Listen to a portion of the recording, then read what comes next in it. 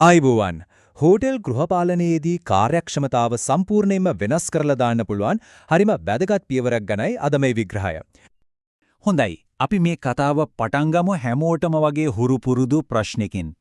කවදා හරි දවසම එකම වැඩේ දෙපාරක් තුන් පාරක් කරන්න වෙලා තියෙනවද? එහෙම වුණාම හරිම කලකිරීමක් නේද දැනෙන්නේ?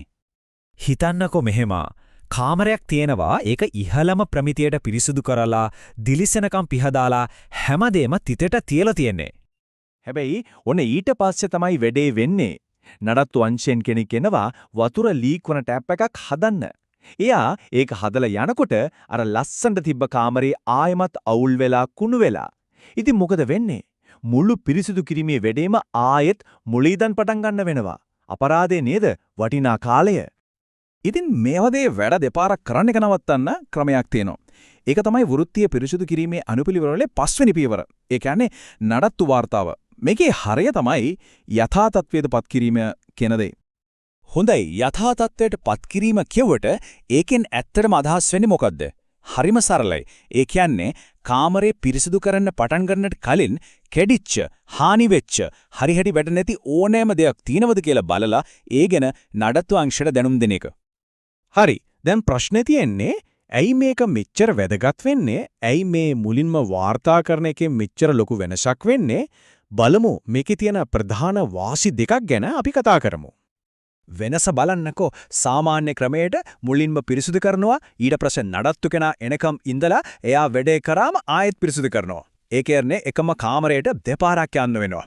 හැබැයි කාර්යක්ෂම ක්‍රමය තමයි මුලින්ම වාර්තා කරන එක.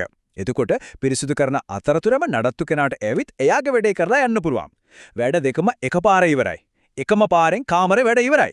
කොච්චර ලොකු කාලයක් ඉතුරු වෙනවද නේද? හැබැයි මේක කාලේ ඉතිරි වෙන එක විතරක් නෙවෙයි. ඊටත් වඩා වැදගත් දෙයක් තියෙනවා. ඒ තමයි මුදල්. බලමු ඒ කොහොමද කියලා. හිතන්න කලින් කාමරේ හිටපු අමුත්තා මොකක් හරි දෙයක් කඩලා හානි කරලා කියලා. අපි පිරිසිදු කරන්න කලින්ම මේ පරීක්ෂාව කරන නිසා ඒ හානිය ඉක්මනටම අහුවෙනවා. එතකොට පුළුවන් අර අමුත්තා හෝටලෙන් පිටවලා යන්නත් කලින් අලුත් වෙඩියාවට යන වියදම එයාගේ මාය කරගන්න. නැත්තම් මේ පාඩුව දරන්න වෙන්නේ හෝටල්ලේට. හරි.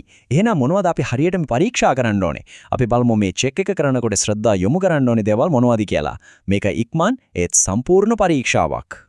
මේකට ලොකු වෙලාවක් කියන්නේ නැහැ. කාමරේට ගිය ගමන් ටෙලිෆෝන් එක, ටීවී එක, කේතලේ වගේ දේවල් වැඩ කරනවද කියලා බලනවා.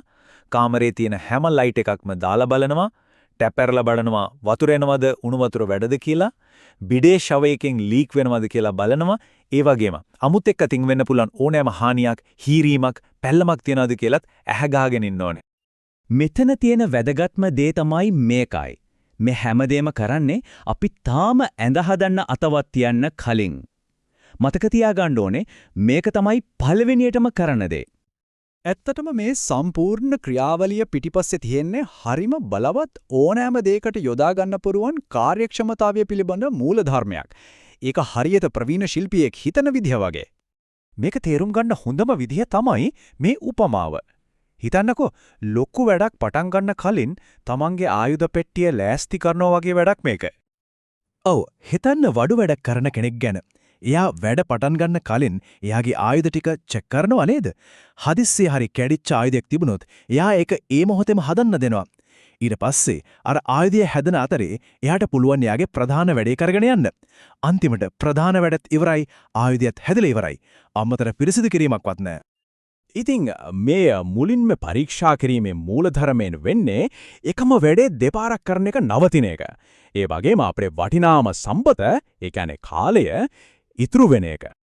හොඳයි, අවසාන වර්ෂයෙන් පොඩක් හිතන්න. මේ මුලින්ම පරීක්ෂා කිරීමේ සරල මූලධර්මය හොටෙල් කාමරයකට විතරක් සීමා වෙන්න ඕනද?